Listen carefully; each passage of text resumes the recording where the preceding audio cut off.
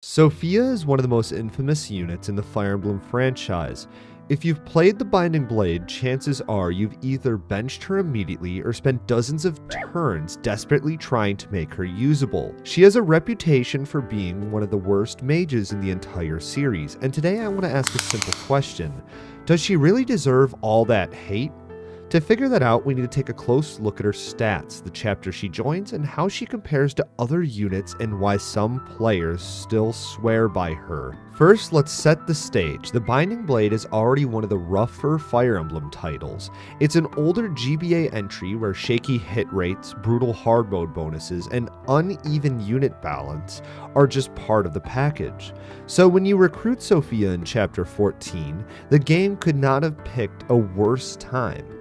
It's a fog of war map filled with wyvern riders who can one-shot her, and it takes place on desert terrain, which slows down your army completely and makes it harder to keep her safe. To make matters worse, keeping her alive is required if you want to unlock the Gaiden chapter. That means Sophia isn't just weak, she's a complete liability in one of the most stressful maps in the game. So what do her actual numbers look like? At level 1, Sophia shows up with 15 HP, 2 skill, 4 speed, 6 magic, 3 luck, 1 defense, and 8 resistance. The only bright side here is that she can shrug off a mage or two thanks to that resistance, but against basically everything else, she dies instantly. Her skill is so low that even a Flux, a Dark Tome with a pretty forgiving hit rate, whiffs completely. She can't double enemies anytime soon, and she can't survive physical hits. She can't even reliably secure kills to level up. In other words, training her feels like dragging a wet sponge across the desert. You're gonna attract a lot of sand with that. And yet on paper, her growths look fantastic. Sophia has a 60% HP growth, a 55% magic, 40% skill, 30% speed, 20% defense, and a 55 resistance. With a Nosferatu, she theoretically has the tools to become an enemy phase monster. Slow and steady, taking hit, healing it all back, and snowballing into a massive powerhouse. The problem is that you have to somehow get her there first. To unlock that potential, you need to baby her, feed her kills, protect her constantly, and spend turn after turn grinding her on weaker enemies. In short, you're putting a ton of effort for a payoff that doesn't arrive until much later in the game, if it arrives at all.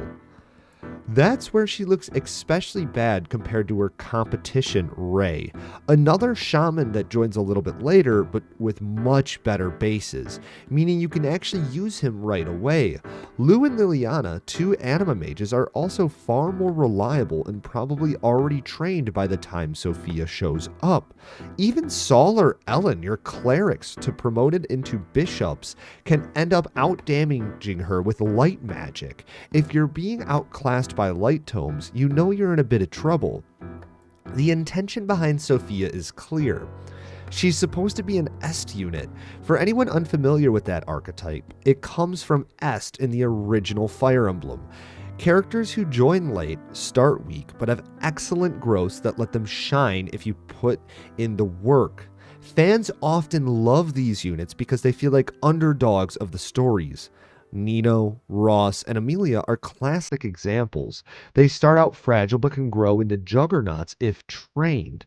Sophia technically fits that mold, but unlike those characters, she lacks the tools to make the grind bearable.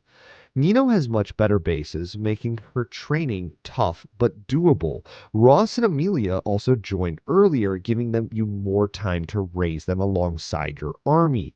Sophia shows up late, incredibly dangerous chapter, and doesn't even have the stats to survive long enough to justify the effort. So what would it take to fix her? It's definitely a fun thought experiment. If she had even 10 more HP, she could survive a wyvern hit.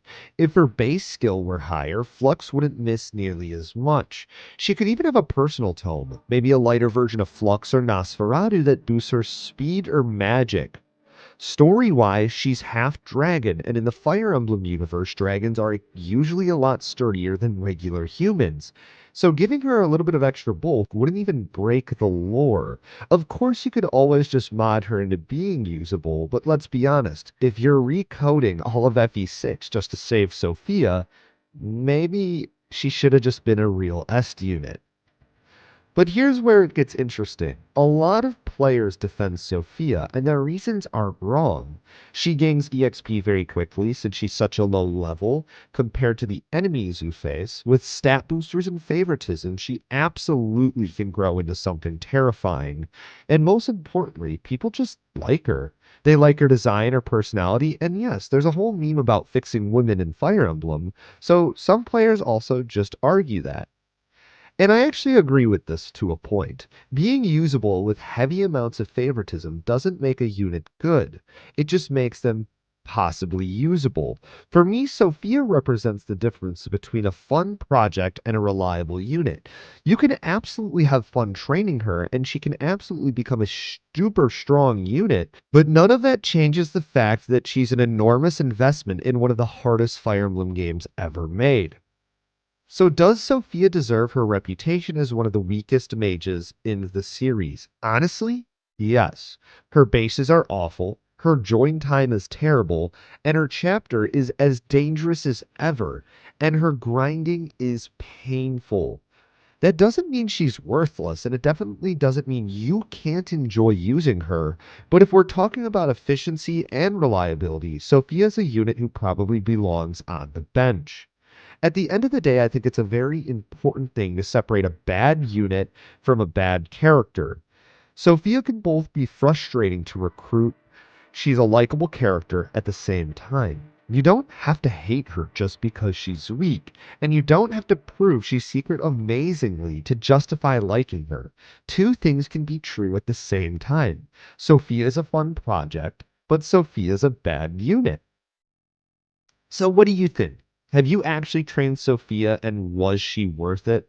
I'd love to hear about your experiences, and if you've enjoyed this analysis, make sure to subscribe, hit the bell.